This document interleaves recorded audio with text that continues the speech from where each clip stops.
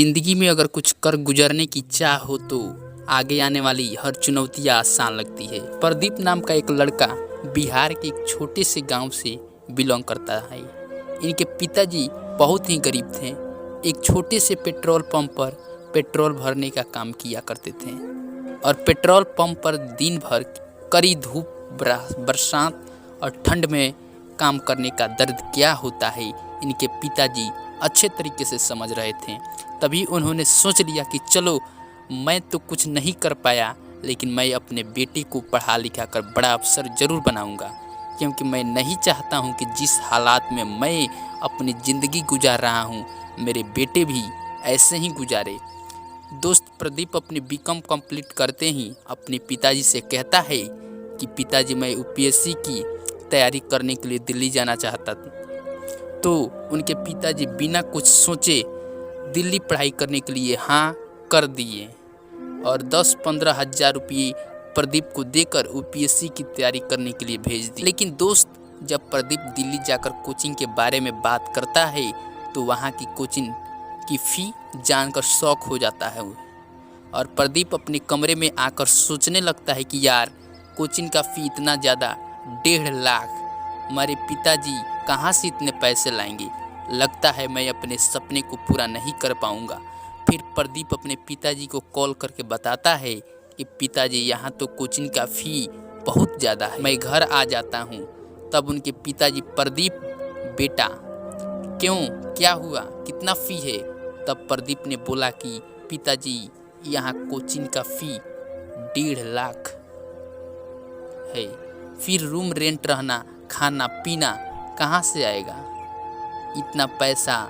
तब उनके पिताजी बोले कि बेटा, तुम टेंशन मत लो, तुम कोचिंग ज्वाइन करो और मैं पैसे 1 से 2 दिन में भेजता हूँ। प्रदीप को पता था कि पिताजी के पास इतने पैसे नहीं हैं तो कैसे भेजेंगे, लेकिन 1 से 2 दिन में उनके पिताजी ने सच में सारे कोचिंग के फ़ी भेज दिए। तो प्रदीप हैरान हो गया कि पिताजी इतने पैसे कहाँ से लाएं। तब यह जानने का प्रयास किया और जब इसे पता चला कि मेरे पिताजी मेरे कोचिंग की फ़ी के लिए इतना बड़ा कदम उठा लिए, उसके बाद प्रदीप की आंखों से आंसू रुकने का नाम ही नहीं ले रहा था। क्यों पता है? क्योंकि इनके पिताजी अपनी पूरी ज़िंदगी की कमाई से बनाया घर अपने बेटे की पढ़ाई के लिए बेच दिया और खुद रेंट के मकान में रहने लगे।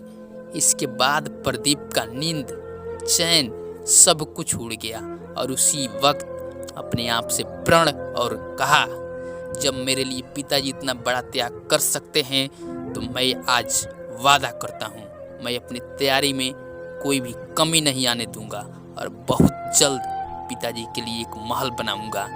फिर उसने दिल्ली के बाजीराव कोचिंग ज्वाइन करके खूब मेहनत करने लगा, क्योंकि उसके मन में सिर्फ और सिर्फ अपने त्याग और भरोसा दिख रहा था और वही उसका सबसे बड़ा मोटिवेशन बन गया। अपने पहले ही प्रयास में यूपीएससी प्री क्वालिफाई कर गया और प्री क्वालिफाई करते ही मेंस के लिए टूट पड़ा। और दोस्त, प्रदीप का मेंस एग्ज़ाम बहुत ही नज़दीक था और इसी समय इनकी माताजी बीमार पड़ गई और हॉस्पिटल में एडमिट हो गई। लेकिन प्रदीप के पिताजी अपने बेटे को भनक तक होने नहीं दिए कि माँ का तबीयत खराब है। तो जब प्रदीप मेंस एग्ज़ाम देकर घर आया तब पता चला कि जब वो एग्ज़ाम की तैयारी कर रहा था तो उसकी माँ हॉस्पिटल में एडमिट। तब प्रदीप ने अपनी माँ से कहा कि माँ, आपने हमें बताया क्यों नहीं, और पिताजी आप क्यों नहीं बताएं? तब प्रदीप की माँ कहती है कि बेटा, उस दिन अगर मैं तुम्हें बता देती तो शायद तुम पढ़ाई ठीक से नहीं कर पाता, तुम्हारा सारा ध्यान इधर उधर रहता, फिर तुम और तुम्हारे पिताजी सपने कैसे पूरे होते। इतना बात सुनकर प्रदीप की आंखों में आंसू आ गया। तब प्रदीप ने कहा कि माँ, आप टेंशन मत लो, आपका प्रदीप बहुत अच्छे से पढ़ाई किया है, बहुत जल्द आईएएस बनूंगा माँ। इसके बाद प्रदीप वापस दिल्ली आ गया यूपीएससी की इंटरव्यू देने और अब वक्त आता है यूपीएससी फाइनल रिजल्ट चेक करने का।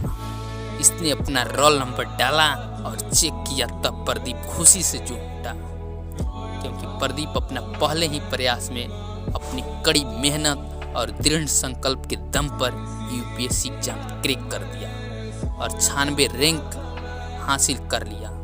और जब प्रदीप अपनी सफलता का श्रेय अपने परिवार को देते हुए कहा कि मैं जितना संघर्ष अपने जीवन में किया उससे कहीं ज़्यादा संघर्ष मेरे माता पिता ने किया है। माता पिता का जज्बा हमेशा मुझसे कई ज़्यादा ऊपर था और मेरी हर मुश्किल घड़ी में मेरा साथ दिया।